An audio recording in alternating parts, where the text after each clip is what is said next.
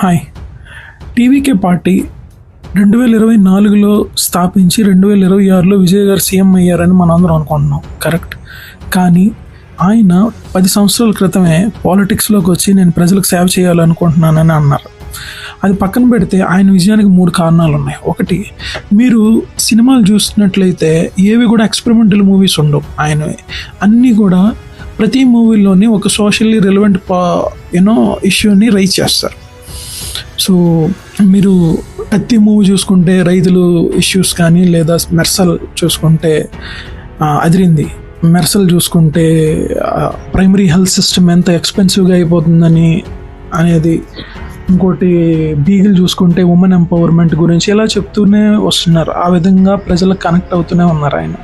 రెండోది, ఆయన వాళ్ళొక ఫ్యాన్స్ అసోసియేషన్ 2009లో స్టార్ట్ అయింది. 2009 నుండి ఎప్పుడు చెన్నైలో ఫ్లడ్స్ వచ్చినా, లేకపోతే బయట ఎక్కడైనా ఎర్త్క్వేక్స్ వచ్చినా వాళ్ళ ఫ్యాన్స్ అసోసియేషను జనాలకి హెల్ప్ చేస్తూ వాళ్ళతో కనెక్ట్ అవుతూనే ఉన్నారు. కోర్ విలేజ్ల్లో కనెక్ట్ అవుతూనే ఉన్నారు వాళ్ళు.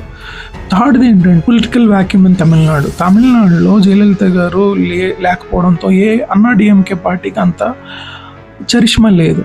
తర్వాత డిఎంకే పార్టీకి ఉంది, కానీ తమిళనాడు ప్రజల్లో ఒక భావన ఉంది, అదే డిఎంకే చాలా కరప్షన్స్ చేసిందని. అందుకని ఇటువంటి టైంలో ఆయన పొలిటిక్స్లోకి వచ్చేసరికి ఆయన ఒక ఆల్టర్నేటివ్ పవర్గా తమిళనాడు ప్రజలకు కనిపించారు. ఈ 3 రీజన్స్ ఆయన టీవీకే పార్టీ గెలవడానికి కారణమైతే, ముఖ్యమైనది మనం కూడా నేర్చుకోవాల్సింది ఆయన నుంచి అదే పర్సెవరెన్స్. మీరు జాగ్రత్తగా అబ్జర్వ్ చేస్తే ఆయన పొలిటికల్ పార్టీ పెట్టిన తర్వాత చాలా ప్రాబ్లమ్స్ వచ్చాయి. ఒకటి, కరూర్ స్టాంపేడ్ ఇష్యూ. 2, ఆయన ఫ్యామిలీ పర్సనల్ ఇష్యూస్.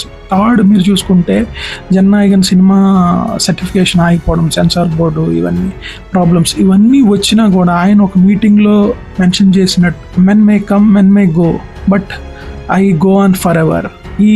ఈ విధంగా మెన్షన్ చేశారు. ఇప్పుడు ఆ విధంగానే ఆయన పర్సెవరెన్స్తో ముందుకెళ్ళిపోతూ వచ్చారు. ఇదే మెయిన్ రీజన్ ఆయన ఈ విజయం. ఆయన ఈ 2026 ఎలక్షన్స్లో విజయం సాధించి సీఎంగా ప్రమాణ స్వీకారం చేశారంటే దానికి రీజన్ ఇదే. So we wish all the best to Tamil Nadu people.